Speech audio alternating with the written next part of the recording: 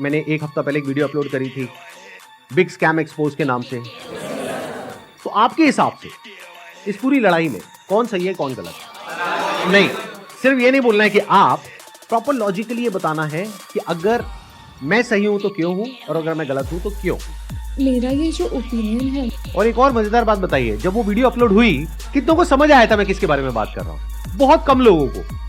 अगर वो कुछ नहीं करते चुपचाप बैठे रहते तो 2 दिन में सब भूल भाल जाता, वो खत्म हो जाता। मतलब एक टीचर है जो क्लास में सामने खड़े होकर के बोल रही है तुम में से किसी एक ने चोरी करी है, और एक बच्चा खड़ा होकर के बोलता है मैंने चोरी नहीं करी है, मैंने चोरी नहीं करी। अरे नहीं करी तो बैठा रहना चुपचाप।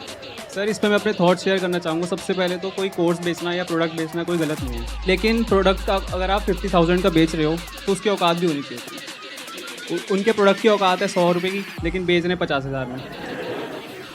सर, एक पॉइंट और मैं शेयर करना चाहूँगा। प्लीज बोलिए। लाइक किसी को पसंद नहीं आया और आप उससे कह रहे हो कि आप दूसरों को सेल करो, तो वो उससे ही बड़ा स्कैम है।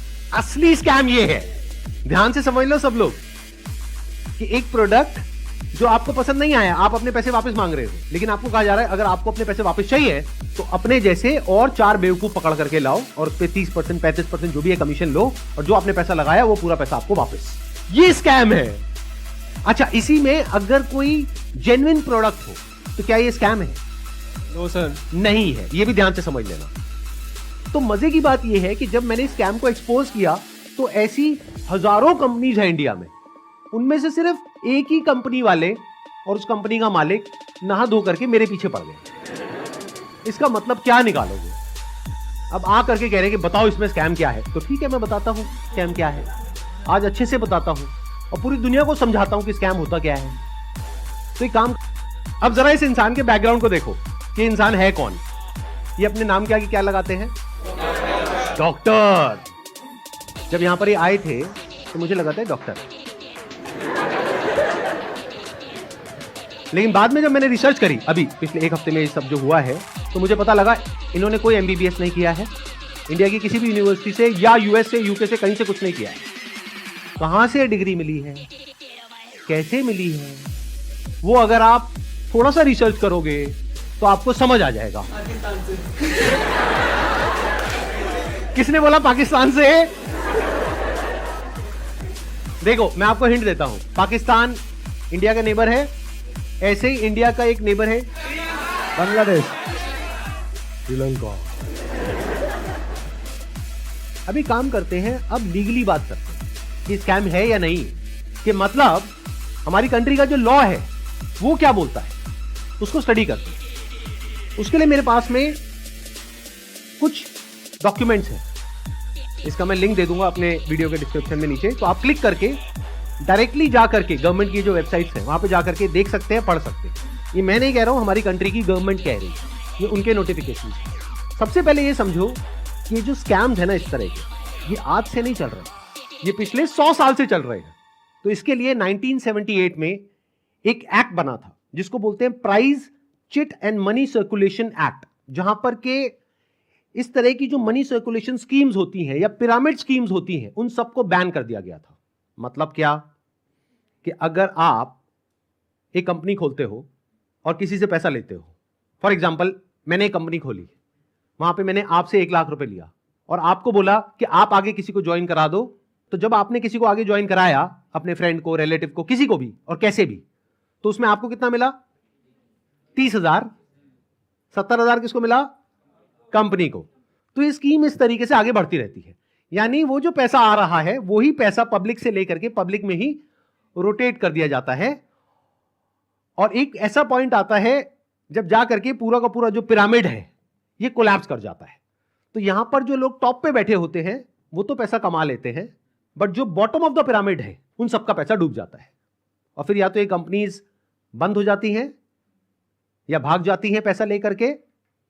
पास्ट में ऐसा बहुत कंपनीज ने किया है, उसमें से बहुत सारी कंपनीज के जो ओनर्स हैं वो आज जेल में हैं। तो ये एक प्रॉपर स्कैम है जिसको गवर्नमेंट ने बैन किया हुआ है। फिर सवाल उठता है कि जब ये बैन है तो लोग कैसे कर रहे हैं? देखो, ध्यान से सुनो, ध्यान से समझो। आपसे अगर मैं पैसा लेता हूं और आपको बदले में कुछ नहीं देता हूं तो वो तो इलीगल है। लेकिन मान लो मैंने आपसे पैसा लिया 50,000 रुपए, बदले में आपको एक 50 रुपए का प्रोडक्ट दे दिया, तो क्या वो लीगल है इलीगल है?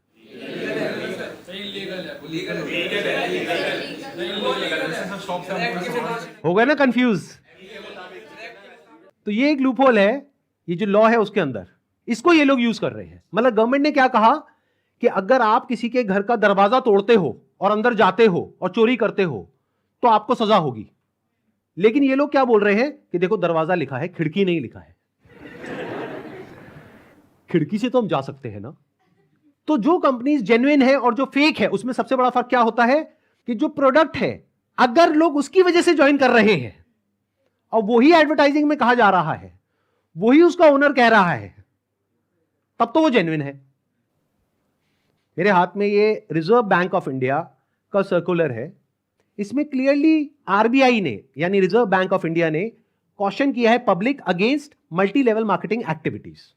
इसमें मैंने कुछ पॉइंट्स को हाईलाइट किया हुआ है, उसको मैं एक बार आपको एक्सप्लेन कर देता हूं। Income under such schemes majorly comes from enrolling more and more members from whom hefty subscription fees are taken rather than from the sale of products they offer। तो ये आरबीआई का कहना है। मतलब देखना ये है क्या वो जो प्रोडक्ट है और सर्विस है उसका जो प्राइस है वो मार्केट से थोड़ा ज्यादा है या बहुत ज्यादा है। अब आपको एक बहुत मजेदार बात बताता हूं। ये सिखा रहे हैं 10 दिन का एमबीए। 10 दिन में कौन सा एमबीए होता है? मतलब इस हिसाब से आईआईएम और ये जितने टॉप एमबीए कॉलेजेस हैं उसकी प्रिपरेशन के लिए लोग कोचिंग में जाते हैं, तैयारी करते हैं कैट को क्रैक करने के लिए, उस सबकी तो कोई जरूरत ही नहीं है। साक्षात विवेक बिंद्रा जी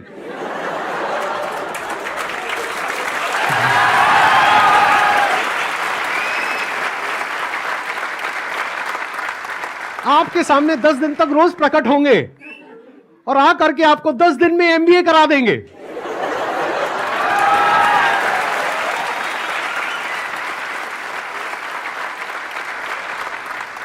प्रोफेसर साहब एक बात बताइए, आपने अपनी वीडियो में बोला कि एक इमेज मैं 20,000 रुपए की बेच रहा हूं, तो क्या वो स्कैम नहीं है? और वो 50,000 का कोर्स बेच रहे हैं तो वो स्कैम है? इसका क्या मतलब है? मतलब भाई साहब ये है कि मेरी जो 20,000 की इमेजेस हैं वो कौन खरीदता है? आप में से कोई भी है जिसने आज तक मेरी कोई भी इमेज खरीदी? Not even a single person. तो हमारी इमेजेस कौन खरीदता है?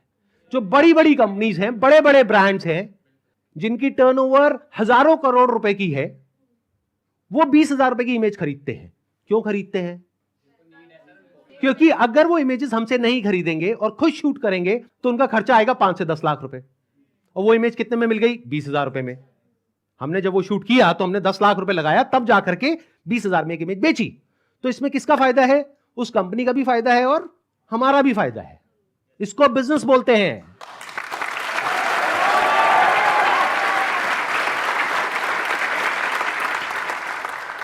देखते हैं आरबीआई और गवर्नमेंट ऑफ इंडिया क्या कहती है उनके बिजनेस मॉडल के बारे में।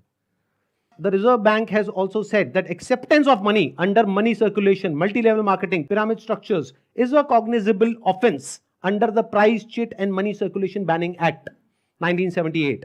Members of public coming across such offers, ध्यान से सुनना, should immediately lodge a complaint with the state police। ये आरबीआई कह रही है कि अगर आपके साथ में ऐसा कुछ हुआ है तो आपको क्या करना है? You should immediately lodge a complaint with the state police। अब एक और नोटिफिकेशन है जो बहुत इंपॉर्टेंट है, इनफैक्ट मोस्ट इंपॉर्टेंट है इस पूरी की पूरी डिस्कशन के लिए। जितनी भी एमएलएम स्कीम्स चल रही हैं, पिरामिड स्कीम्स चल रही हैं, डायरेक्ट सेलिंग कंपनीज चल रही हैं, एफिलिएट मार्केटिंग कंपनीज चल रही हैं, कि वो लीगल है या इलीगल है, ये कैसे समझा जाए। तो इसके लिए गवर्नमेंट ऑफ इंडिया ने 2021 में एक बहुत ही अच्छा स्टेप उठाया। ये मेरे हाथ में एक नोटिफिकेशन है गवर्नमेंट ऑफ इंडिया का, मिनिस्ट्री ऑफ कंज्यूमर अफेयर्स का। उसमें क्या कहा गया है? ये टोटल 13 पेज का डॉक्यूमेंट है जिसमें क्या कहा गया है? The central government hereby proposes to frame consumer protection direct selling rules 2021।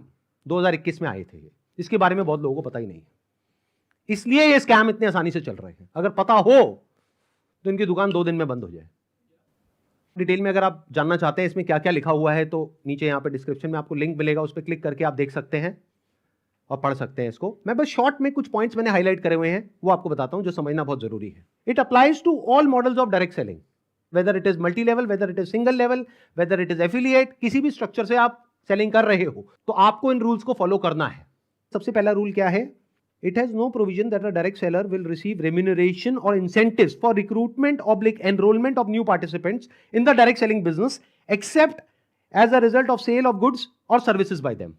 मैं इसको थोड़ा सरल भाषा में ट्रांसलेट करके बताता हूं. इसमें कहा जा रहा है, आप अगर एक डायरेक्ट सेलिंग कंपनी हो तो आपकी कंपनी में जो डायरेक्ट सेलर्स हैं उनको जो पैसा मिल रहा है या इंसेंटिव मिल रहा है या कमीशन मिल रहा है वो नए मेंबर्स को एनरोल करने पर नहीं मिलना चाहिए, बल्कि वो मिलना चाहिए फॉर सेल ऑफ गुड्स और सर्विसेज बाय देम. वो जो कंपनी गुड्स और सर्विसेज दे रही है उसकी वैल्यू क्या है. अब ये कौन डिसाइड करेगा? जिन्होंने वो परचेज किया. अगर तो उन्होंने 50,000 का कोर्स परचेज किया इनकी कंपनी से और वो सब सेटिस्फाइड है तो कोई प्रॉब्लम ही नहीं है. बट अगर उसमें से 99% लोग सेटिस्फाइड नहीं और अपना पैसा वापस मांग रहे हैं और ये पैसा वापस नहीं कर रहे हैं तो ये स्कैम है ना. बिंद्रा जी आपने पूछा था ना क्यों है ये स्कैम, तो बता रहा हूं आपको. इसमें कहा गया है, इट अलाउज और provides for a buyback or repurchase policy for currently marketable goods which are not unpacked or services sold to the participant at the request of the participant at reasonable commercial terms. मतलब कि कोई buyback का option होना चाहिए. किसी company ने आपको 50,000 रुपए के कुछ प्रोडक्ट्स या सर्विसेज दे दी, अब आप कहते हो मेरे किसी काम की नहीं है, तो अब आप उसका क्या करोगे? उस कंपनी को एक बायबैक पॉलिसी देनी पड़ेगी. अब देखना, ध्यान से सुनना, ध्यान से समझना. बायबैक आप किस चीज पर दे सकते हो? जिसकी कोई मार्केट वैल्यू हो. मतलब कि गवर्नमेंट क्या कह रही है यहां पर कि आप कोई ऐसा प्रोडक्ट बेचो डायरेक्ट सेलिंग में जिसकी कोई मार्केट वैल्यू हो.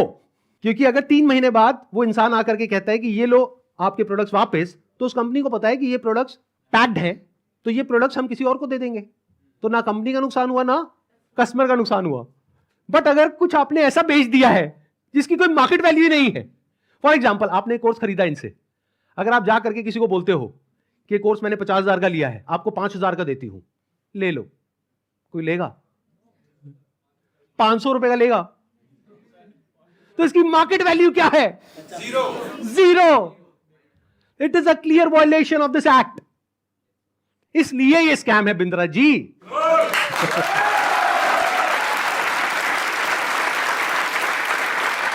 उन्होंने एक बहुत बड़ी गलती कर दी.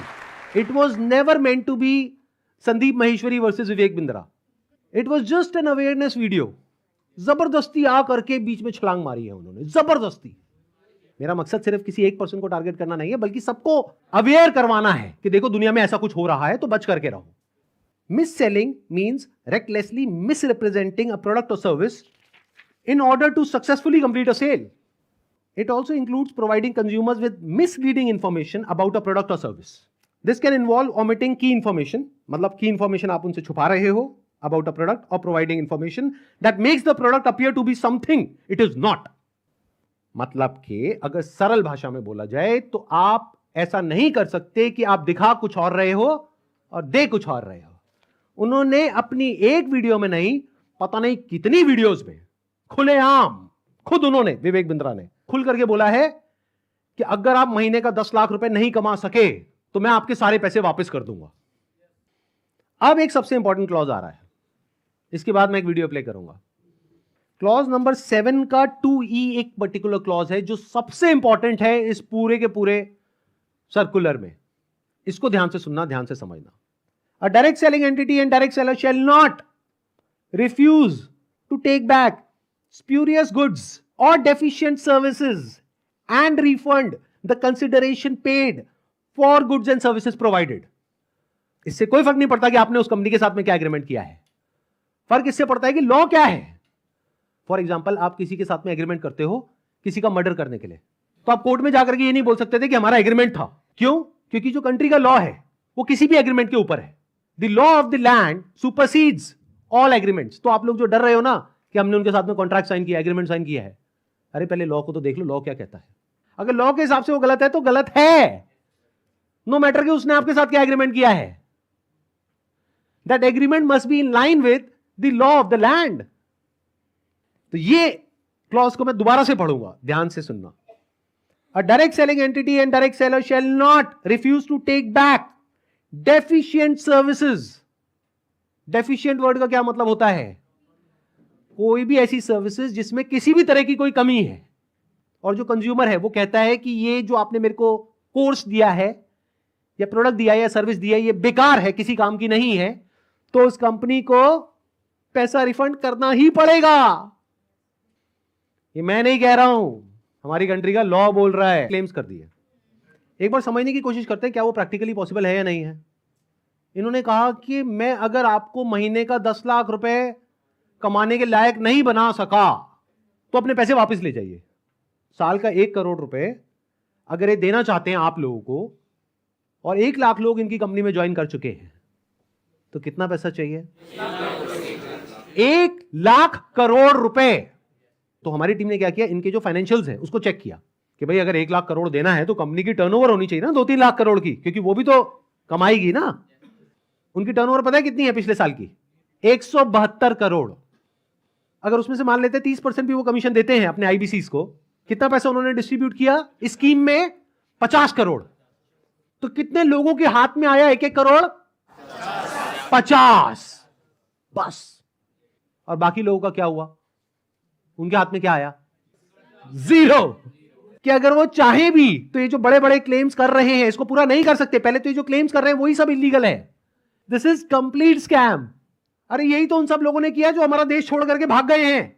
पब्लिक से पैसा ले लिया या बैंक से पैसा ले लिया, और जब बैंक आया पैसा वापस मांगने के लिए जो उसका हक है, तो उन्होंने कहा हमारे पास तो नहीं है देने के लिए, वो तो हमने पार्टीज में खर्च कर दिया। वो मेरी बर्थडे पार्टी थी ना, वहां पे डांस करने में बहुत मजा आ रहा है। अब हमें क्या करना चाहिए? क्या बस ऐसे स्कैम होते रहे सोसाइटी में और हम बैठ करके तमाशा देखते रहे? सर एक वो जिनके साथ में स्कैम हुआ है, एक वो जिनके साथ में नहीं हुआ है। मान लेते हैं 1 लाख लोग हैं जिनके साथ में स्कैम हुआ है, यानी कि उनका पैसा ये कंपनी मार करके बैठी है और वापस नहीं कर रही है। तो उन्हें क्या करना चाहिए? सबसे पहले जा करके एफआईआर करनी चाहिए। अगर वो पुलिस वाले एफआईआर नहीं करते हैं तो उनको सारे सर्कुलर्स दिखाने चाहिए कि भाई आरबीआई ने कहा है, आप ये लिख करके दे दो हमको कि आप एफआईआर नहीं कर सकते इनके अगेंस्ट। तो उन्हें एफआईआर लॉन्च करनी ही पड़ेगी। और अगर इंडिया के अलग अलग पार्ट्स में बहुत सारे लोग इस तरीके से एफआईआर लॉन्च करते हैं, तो जितनी भी हायर अथॉरिटीज हैं लाइक सीबीआई एंड ईडी, वो सब एक्शन में आ जाएंगी। मतलब उनको भी आइडिया लगेगा कि ये कोई छोटा मोटा स्कैम नहीं है, 500 करोड़ का स्कैम है, छोटा अमाउंट नहीं होता है। और ये पैसा किसका है? पब्लिक का है। और पब्लिक में भी एक बार को मान लो किसी 50-60 साल के आदमी का होता तो मुझे इतना दर्द नहीं होता।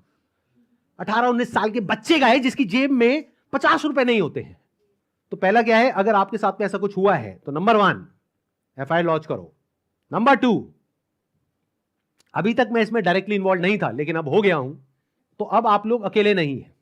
मेरा एक सिंपल सा प्लान है कि मैं अपने चैनल पर मोनेटाइजेशन ऑन करूंगा, वहां से मेरे पास में कुछ पैसा आएगा।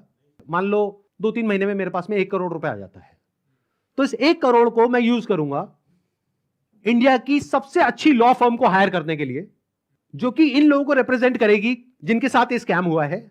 उसका पैसा कहां से आएगा? मेरे चैनल पे जो एड्स रन होंगी अगले 2-3 महीने तक, वहां से आएगा। अगर उस पैसे की मुझे जरूरत पड़ी तो, अगर उतना पैसा मैं खुद अरेंज कर पाया तो मैं एड्स ऑन नहीं करूंगा, लेकिन अगर मैं अपने बेस पे अरेंज नहीं कर सकता हूं तो मैं एड्स ऑन कर दूंगा। तो तैयार रहना, कल को बोलना मत कि एड्स कहां से ऑन हो गई। जरूरत पड़ी तो मैं 1-2 महीने के लिए एड्स ऑन करूंगा, फिर बंद कर दूंगा जैसे ही मेरे पास में उतना पैसा आ जाएगा जितना उस लॉ फर्म को देना है। फिर वापस से अगर मेरे पास में पैसा खत्म हो गया उनको देने के लिए 6 महीने बाद, फिर से एड्स ऑन कर देंगे। अपने घर की खेती है, क्या दिक्कत है?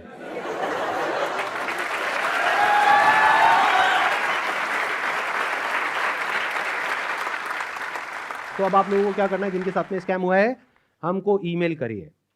हमारा एक ईमेल आईडी है legal@sandeepmaheshwari.com। और आप लोग क्या कर सकते हैं जिनके साथ में स्कैम हुआ है, आरबीआई का हम एक लिंक यहां पर नीचे डिस्क्रिप्शन में पोस्ट करेंगे, एक तो इन सर्कुलर्स का, प्लस आरबीआई के जितने भी ऑफिसेज हैं अलग अलग स्टेट्स में, वहां पर जो उनके रिप्रेजेंटेटिव्स हैं उनका। तो आप क्या कर सकते हैं जिनके साथ में ऐसा कुछ हुआ है, एक लेटर लिखिए छोटा सा, उसमें जो भी मन में है इंग्लिश में हिंदी में लिख दीजिए कि आपके साथ में ये हुआ, ये हुआ, ये हुआ, ये हुआ, और आपको अपना पैसा वापस चाहिए, लेकिन वो पैसा वापस नहीं कर रहे हैं। और साथ में सारे जो प्रूफ्स हैं, जो भी आपने पेमेंट करी, जो भी आपका रजिस्ट्रेशन नंबर है, वो सब अटैच करिए। इसको पोस्ट करिए, एक आरबीआई में और एक मिनिस्ट्री ऑफ कंज्यूमर अफेयर्स में। अगर ये करते हैं तो क्या होगा, सोचो उनके पास में हजारों लेटर्स पहुंच जाते हैं तो क्या होगा। तो गवर्नमेंट की जो भी सीनियर अथॉरिटीज हैं वो सब एक्शन में आ जाएंगी। अगर आपको बहुत ज्यादा डर लगता है कि पता नहीं क्या हो जाएगा, क्योंकि ये आदमी है तो थोड़ा अजीब। अभी जो कल वीडियो में आया है, इसने आकर के एक बार नहीं बार बार मुझे धमकियां दी है, एक हफ्ते में देखो मैं तुम्हारे साथ क्या करता हूं। भाई तू क्या करेगा, कर ले, अभी कर ले। मैं नहीं डरता भाई, दिखता नहीं है मेरी आंखों के अंदर। मेरे को मत डराने की कोशिश कर बार बार, तू अपनी आंखें दिखा कर।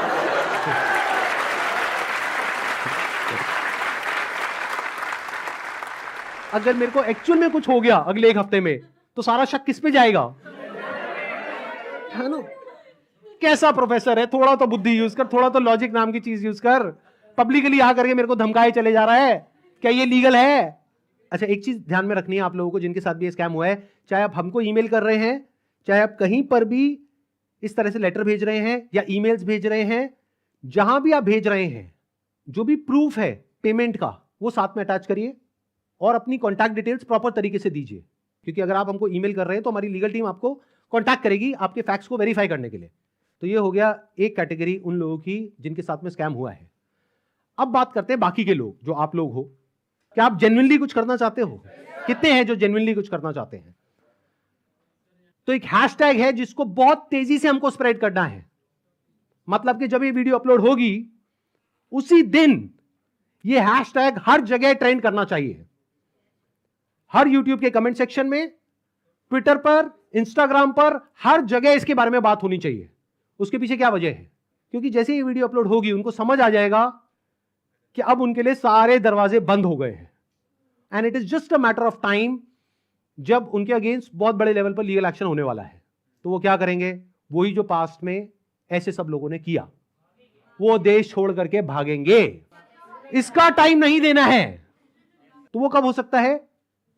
जब आरबीआई के जितने भी सोशल मीडिया पेजेस हैं, मिनिस्ट्री ऑफ कंज्यूमर अफेयर्स के जितने भी सोशल मीडिया पेजेस हैं, वहां पर सब जगह ये हैशटैग ट्रेंड कर रहा हो, तो क्या होगा?